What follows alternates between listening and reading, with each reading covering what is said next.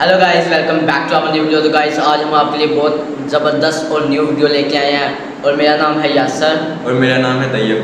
तो गाइस, आज का हमारा टॉपिक है जापान की टेक्नोलॉजी के। जापान हमारी दुनिया से कितनी आगे है।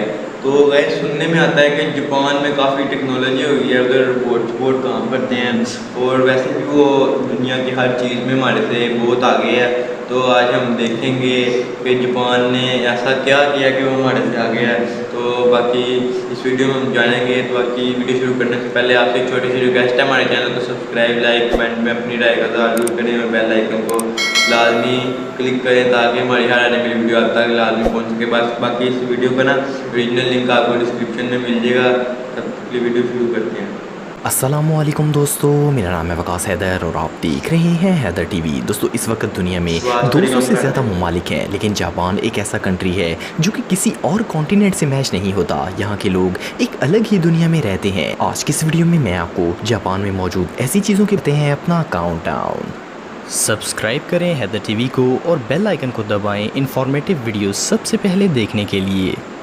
Number 8, baby crying festival. दोस्तों, दुनिया का चाहे कोई भी बच्चा हो, वो दिन में दर्जनों बार रोता है। जब बच्चे रोते हैं तो पेरेंट्स को फिक्र होना शुरू हो जाती है और वो हर कोशिश करते हैं ताकि बच्चा चुप हो जाए। खास करके मॉम्स का तो पूरा दिन ही बच्चों को चुप कराने में स्पेंड हो जाता है। लेकिन क्या हो अगर बच्चों को जानबूझकर रुलाया जाए ताकि वो रोने का कंपटीशन जीत सकें। जापान के अंदर एक ऐसा ही वियर्ड फेस्टिवल ऑर्गेनाइज किया जाता है। हर साल अप्रैल में सैन सूची टेम्पल के अंदर एक फेस्टिवल होता है जिसमें सुमो रेसलर्स बच्चों को उठाते हैं और इन्हें रुलाने की कोशिश करते हैं। ये सुमो रेसलर्स बच्चों को इतना अनकंफर्टेबल करते हैं कि वो शदीद रोते हैं। आप बिलीव नहीं करेंगे कि अगर बच्चा ना रोए तो ये सुमो इसे स्केरी मास्क पहनकर डराते हैं और इन्हें ऊंची आवाजों से भी डराने की कोशिश करते हैं ताकि वो रोए। और ये लोग ऐसा सदियों से करते आ रहे हैं। इनका मानना है कि अगर बच्चों को यहाँ ऐसे रुलाया जाए तो इससे मुसीबत दूर होती है और बच्चे सेहतमंद रहते हैं। सो इस फेस्टिवल में जो बच्चा सबसे ज्यादा रोए इसे प्रो तस्वर किया जाता है और इसके पेरेंट्स को बताया जाता है कि ये बच्चा लंबी और सेहतमंद जिंदगी बसर करेगा। इससे ज्यादा नॉनसेंस हरकत और बड़ा क्या हो सकती है। Number 7, noodles bath. दोस्तों, आप सब ये बात तो जानते होंगे कि जापान के लोग खाने में नूडल्स का इस्तेमाल सबसे ज़्यादा करते हैं। रैमन नूडल्स जापान में सबसे पॉपुलर नूडल्स हैं। इन्हें ब्रेकफास्ट, लंच और इवन डिनर में भी खाया जाता है। लेकिन क्या कोई नूडल्स के अंदर नहा सकता है? वेल, हम सब डेली नहाते हैं लेकिन पानी से। पर जापान में लोगों की सोच बिल्कुल अलग है। जापान के साउथ ईस्ट में एक टाउन है जिसका नाम हैकोंग है। इस टाउन के अंदर एक स्पा है जहाँ आप नूडल्स बाथ ले सकते हैं। इस स्पा में टब को रैमन नूडल से भर दिया जाता है और कस्टमर्स इसमें नहाते हैं। आप सोच रहे होंगे कि ये तो नॉनसेंस है, लेकिन वहाँ के लोगों का मानना है कि अगर आप एक ब्यूटीफुल स्किन पाना चाहते हैं तो रैमन नूडल्स की रेसिपी सबसे बेस्ट है। इस नूडल्स से भरे टब में नहाने के बाद किसी क्रीम की जरूरत नहीं पड़ेगी, आपकी स्किन परफेक्ट हो जाएगी। ऑफ कोर्स ये हमाकत है, लेकिन बार-बार सैकड़ों लोग इस जगह आते हैं और इस नूडल्स से भरे टब में नहाते हैं। ये रियली अनबिलीवेबल है। Number 6, orange. दोस्तों, आप सब लोग ऑरेंज तो खाते होंगे। ये फ्रूट ना सिर्फ लजीज होता है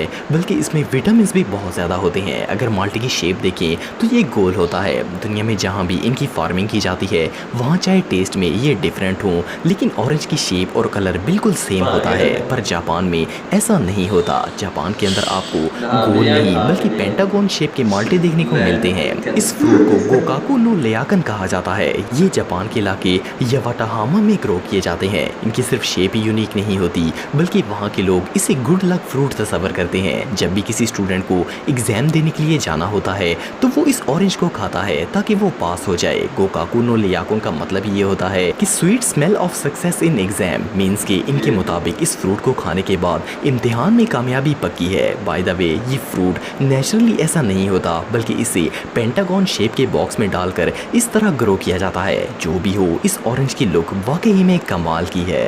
नंबर 5, गॉडजिला। दोस्तों, अगर आप हॉलीवुड मूवीज देखते हैं तो आपने गॉडजिला फिल्म देखी होगी। इस मूवी में एक जायंट लिजर्ड पूरे शहर को तबाह कर देती है। इसका साइज एक बिल्डिंग जितना बड़ा होता है। ऑफ कोर्स ये एक फिक्शन फिल्म थी, लेकिन जापान के लोग इस मूवी को कुछ ज्यादा ही सीरियस ले गए हैं। फर्स्ट ऑफ ऑल तो आपको जानकर हैरानगी होगी कि गॉडजिला फिल्म 1954 में सबसे पहले जापान के अंदर बनाई गई थी, जिसमें ये लिजर्ड शहरों को तबाह करती है। फिर ये आइडिया हॉलीवुड ने पिक किया था। एनिमे अप्रैल 2015 के अंदर गॉडजिला को जापान का ऑफिशियल सिटीजन बनाया गया है। इट मींस कि गॉडजिला जो कि एक जायंट मॉन्स्टर है वो जापान का शहरी है। सिर्फ इतना ही नहीं, गॉडजिला को जापानी पासपोर्ट देने के लिए एक ऑफिशियल सेरेमनी ऑर्गेनाइज की गई जिसमें शहर के मेयर ने इसे जापानी सिटीजन होने का इजाज़ दिया। इसके अलावा 1954 की फिल्म में गॉडजिला ने जिन जिन शहरों को तबाह किया था इसे इन शहरों का टूरिस्ट एम्बेसडर बनाया गया है। टेक्नोलॉजी में जापान चाहे कितना भी एडवांस हो, लेकिन बहरहाल इनमें कॉमन सेंस नाम की कोई चीज़ नहीं है। नंबर 4, लॉन्गली रेस्टोरेंट। दोस्तों अगर खाना खाने की बात करें तो अगर फैमिली या फ्रेंड्स के साथ खाना खाया जाए तो इंसान को बहुत ही अच्छा फील होता है। डिश चाहे कितनी भी लजीज हो, अकेले खाने में मज़ा नहीं आता। कुछ लोगों की नेचर होती है कि वो अकेला खाना खाते ही नहीं है। पर क्या हो अगर आप किसी रेस्टोरेंट में अकेले खाना खाने के लिए जाएं और आपको खाने के साथ एक क्यूट फ्रेंड भी दिया जाए। जापान के लोग ह्यूमन फीलिंग्स को अच्छी तरह समझते हैं। जापान के अंदर एक ऐसा होटल है जहां कोई भी अपने आप को खाना खाते वक्त अकेला महसूस नहीं करेगा। ये असल में एक एंटी लॉन्गली कैफेटेरिया है जिसका नाम मूमिन हाउस है। इस रेस्टोरेंट में जब कोई कस्टमर अकेला खाना खाने के लिए आता है तो इसके साथ एक क्यूट हिप्पो टॉय रखा जाता है ताकि कस्टमर अकेला फील ना करे। ये हिप्पो साइज में काफी बड़ा होता है। सिर्फ इतना ही नहीं, रियल फीलिंग देने के लिए हिप्पो के सामने भी वही खाना रखा जाता है जो कि कस्टमर खा रहा हो। इसके अलावा इस कैफे में बहुत सी अनयूजुअल कॉफीज और पेस्ट्रीज भी बनाई जाती हैं। मोर ओवर अगर आपको हिप्पो पसंद नहीं है तो इनके पास और भी बहुत से टॉयज अवेलेबल होते हैं जिससे आप खाना खाते वक्त कभी भी अकेला फील नहीं करेंगे। Number 3, comfortable office job. दोस्तों अगर आप कोई ऑफिस जॉब करते हैं तो आप जानते होंगे कि ये कितनी हार्ड होती है। फर्स्ट ऑफ ऑल तो पूरा दिन चेयर पर बैठकर स्क्रीन के सामने काम करना और फिर बॉस हर वक्त सर पर होता है। मीन्स कि आप रेस्ट नहीं कर सकते। लेकिन जापान में ऐसा नहीं होता। जापान के अंदर कई ऐसी कंपनियां हैं जो कि ना सिर्फ अपने वर्कर्स को सोशली सपोर्ट करती हैं बल्कि इनकी हेल्थ का भी ध्यान रखती हैं। जापान की कई कंपनीज अपने वर्कर्स को 20 मिनट से आधा घंटा सोने के लिए देती हैं ताकि इनकी थकान दूर हो जाए और वो पूरे फोकस के साथ दोबारा काम स्टार्ट कर सकें। आप सोच रहे होंगे कि ये वर्कर्स ऑफिस में सोते कहाँ होंगे। असल में इनके आराम के लिए ये रिलैक्सेबल चेयर्स लगाई जाती हैं जिन पर ये आराम से सो सकते हैं। 20 मिनट से आधे घंटे की नैप के बाद एम्प्लॉइज दोबारा काम शुरू कर देते हैं। कंपनी रूल के मुताबिक 1 बजे से 4 बजे तक वर्कर जब चाहे रेस्ट एरिया में जाकर आराम कर सकता है। रियली ये कूल लॉ तो दुनिया की हर कंपनी को अडॉप्ट करना चाहिए। Number 2, tip. दोस्तों जब भी हम किसी रेस्टोरेंट में खाना खाने के लिए जाते हैं तो वेटर्स को टिप देते हैं। ये रवाज दुनिया के तमाम ममालिक में राइज है और देखा जाए तो टिप देना बहुत ही अच्छी बात है क्योंकि वेटर्स की सैलरी इतनी ज्यादा नहीं होती। बल्कि अगर कोई होटल में खाना खाकर वेटर को टिप ना दे तो सब इसे कंजूस समझते हैं और अगर ये अमल वो दोस्तों के सामने करे तो इसकी अच्छी खासी इंसल्ट हो जाती है। लेकिन जापान में बाकी दुनिया से बिल्कुल ऑपोजिट ट्रेडिशंस पाए जाते हैं। फॉर एग्जांपल अगर आप अपने मुल्क में किसी को टिप देंगे तो वो खुश होगा, लेकिन अगर आप जापान के अंदर किसी वेटर को टिप देंगे तो इसे गुस्सा आ जाएगा। जापान में लोग टिप लेने को अपनी इंसल्ट समझते हैं। जापानीज वर्कर दुनिया के बाकी ममालिक के मुकाबले बहुत ही मेहनती होते हैं और इनकी सर्विस से हर कस्टमर सेटिस्फाई होता है, लेकिन ये टिप लेना बिल्कुल पसंद नहीं करते। इनकी सर्विस के लिए एक सिंपल सा थैंक यू इनफ होता है। अगर कोई टूरिस्ट जापान में वेटर को टिप देता है तो वो इसे ले लेते हैं ताकि वो हर्ट ना हो, जबकि अपने लोगों से ये लोग किसी सूरत टिप नहीं लेते।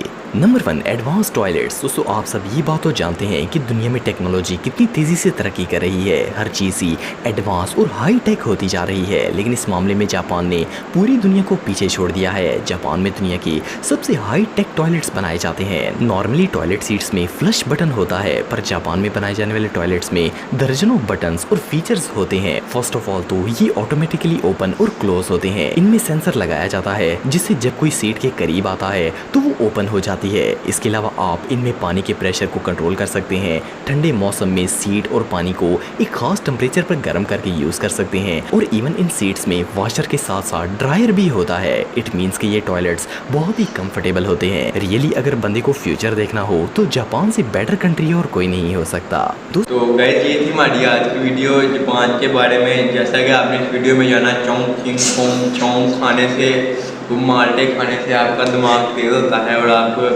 पक्का इम्तिहान में पास होते हैं। और जब आप जापान में टॉयलेट करने जाएंगे ना, जब ठंडी ठंडी हवाएँ आएंगी तो गए ये तो। और जैसा कि उसमें जानना चाहता है कि वेटर को टिप नहीं देते, ये अच्छी बात नहीं लेनी चाहिए। वेटर को समझते हैं कि मुझे मंगता समझ आया, अच्छी बात है। बाकी लेकिन बाई कोई अदर कंट्री से आए तो वो उनके ले लेते हैं कि वो दिल ना टूटे। اگر اپنی کنٹریز کے ان کو تو سب کو پتہ ہی ہوگا کہ ہم نہیں دیں گے. تو گئے ابھی میں اسپیشل امپورٹ کروانے لگا ہوں جاپان سے چونک. تو گئے آج کی ویڈیو میں اتنا ہی. امید کرتے ہیں ہماری آج کی ویڈیو آپ کو پسند آئی اور ملتے ہیں نیکسٹ ویڈیو میں. تب تک کے لیے